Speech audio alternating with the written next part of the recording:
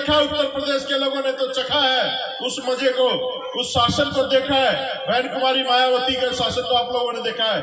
जितने काम मैं छाती ठोक के कहता हूँ, इस देश में जितने काम बहन कुमारी मायावती ने करे हैं, ना तो कोई आगे आगे कर सकता ना किसी ने करे सत्ता में रह के।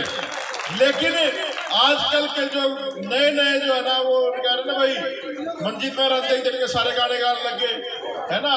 तो बाथरूम सिंगर बहुत हो रहे हैं, एक्टिविस्ट मेरे जैसे बहुत घूम रहे हैं समाज में कि मैं काशीराम का बेटा हूँ, मैं ये करूंगा, मूंछों पे ताव देते हैं। अरे भाई, बिना मूंछ वाले ने बहुत बड़े बड़े काम करे हैं, अम्बेडकर के मूंछ नहीं थी, काशीराम जी का भी मूंछ ना रखा दो अभी। और जिस देश में तुम्हारी बहन बेटी का रोज बलात्कार होता है, वहां तुम मूंछ ताने कैसे घूम सकते हो? शर्म आनी चाहिए आप लोगों को।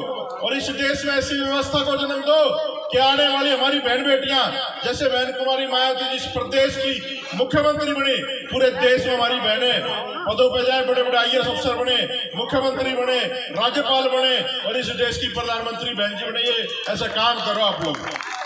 हम लोग तो चाहते हैं बहन जी इस देश की प्रधानमंत्री बने, लेकिन बहन जी के जो आसपास लोग हैं वो नहीं चाहते। वो लोग नहीं चाहते। खेत में जब बाढ़ खाने लग जाए ना, ये समझ में आती है, हरियाणा की समझ में आती है, खेत को जब बाढ़ खाने लग जाए, जब रक्षक ही भक्षक हो जाए, तो उसे कोई नहीं बचा सकता। तो बहन जी के आसपास जो चौकड़ी बैठी है, जो लोग बैठे जम के, इन्होंने बहन जी का सत्यानाश कर दिया। यूपी में आप लोगों ने देखा, एक सीट आई, वो भी मेरे ख्याल में भाजपा बुझ गया, नहीं भाजपा पता नहीं। लेकिन घबराने की बात नहीं है, राजनीति हमारा उद्देश्य नहीं है। हम लोग समाज को तैयार करें। मान्यवर काशीराम जी का जो सपना था वो पूरा हुआ इस चुनाव में। नेता बिके, समाज नहीं बिका। नेता अकेले छोड़ दिए समाज ने। जिस दिन आप लोग ना बिकने वाला समाज पैदा कर लोगे, उस दिन ना बिकने वाला नेता भी आप में से निकलेगा। आप लोगों में से निकलना सब कुछ।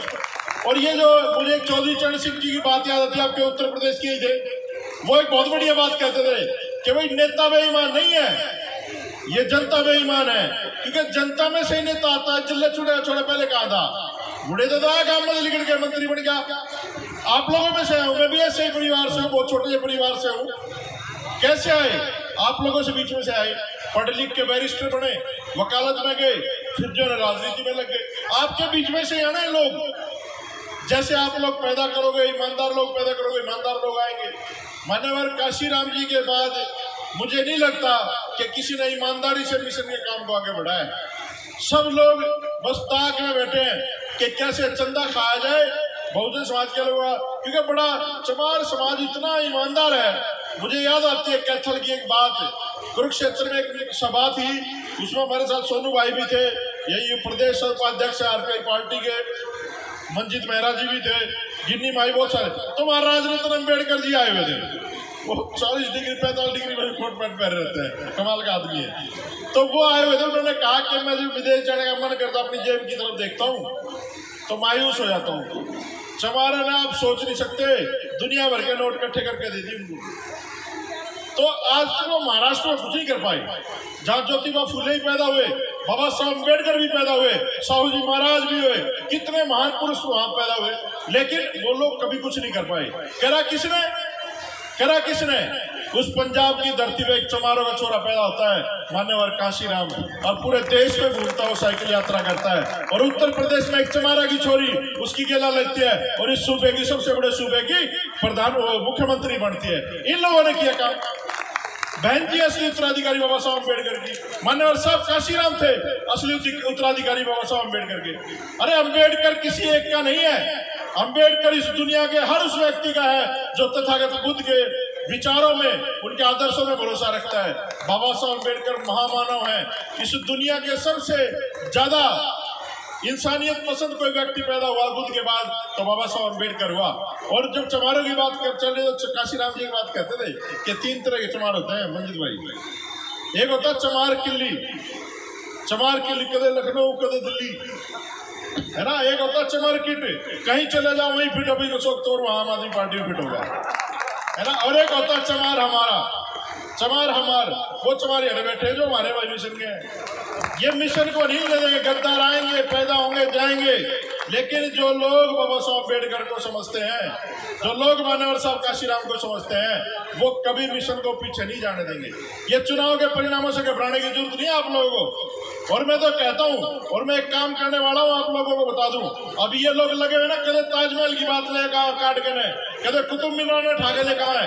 अरे कुतुब मीनार ताजमहल ना तो मुगलों का है, ना हिंदुओं का है, ना ईसाइयों का, ना किसी देश की धरोहर है वो।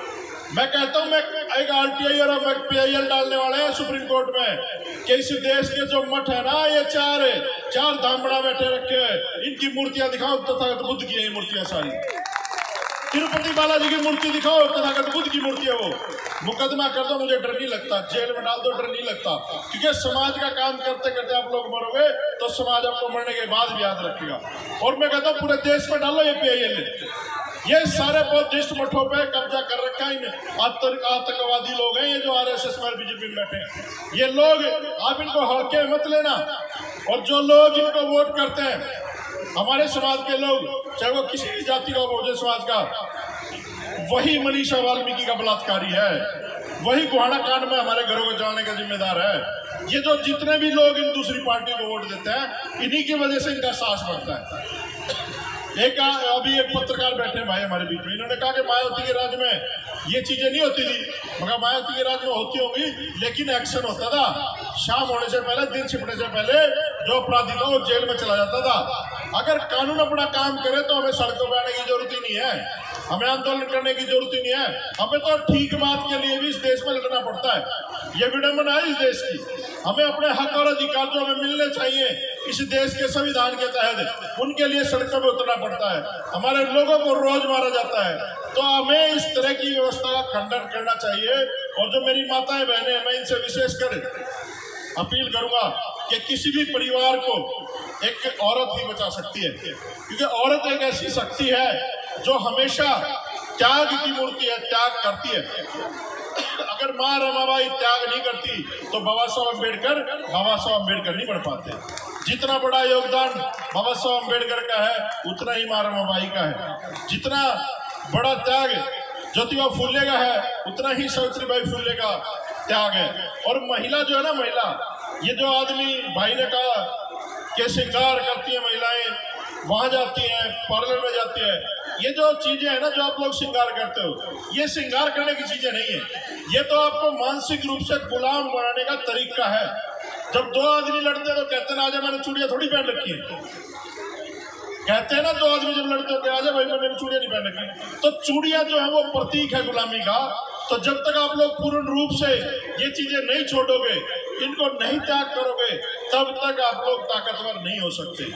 आज हमारी जो बहन बेटियां यूनिवर्सिटी में पढ़ने जाती हैं, कॉलेजों में पढ़ने जाती हैं, जो प्रोफेसर्स हैं, उनको देख लो, और आप हमारी जो दादी थी, चाची थी, ताई थी, उनको देख लो, उनकी सोच में कितना फर्क है। तो सारी गुलामी का कारण ये दिमाग है। आप इसको अगर बाबा साहब अम्बेडकर को पढ़ के उनके जैसा बढ़ाओगे तो मुक्ति के रास्ते बहुत है भाई। कोई देवी देवता हमारी गाड़ी का पंचर नहीं कर पाता है ना। हम रोज इनको जो है ना, अभी आपने मंजीत भाई ने ही बताया भाई, इन्हें नहीं पूछते, हम तो बाबा साहब के फैन हैं। तो बाबा साहब अम्बेडकर एक ऐसी टैबलेट है, उसके खाने के बाद ये सारे भूत प्रेत, ये जितने इनके आतंकवादी हैं, जो चरित्रहीन जो इन्होंने भगवान बना रखे हैं, ये सब भाग जाते हैं। तो ये सारे भाग जाते हैं। और संविधान आप लोग पल्ले गांठ मार लो, इस दुनिया का सर्वशक्तिमान, सर्वश्रेष्ठ अगर कोई धर्म है, अगर कोई किताब है, अगर कोई पुराण है, अगर कोई गीता और कुरान है, तो इस देश का संविधान है। ये संविधान ही है जो आपको बचाता है। क्योंकि आज ना आप लोगों से मैं लड़ने के लिए आया हूँ। आप लोगों ने यूपी में जो किया वो बहुत ही शर्मनाक काम किया।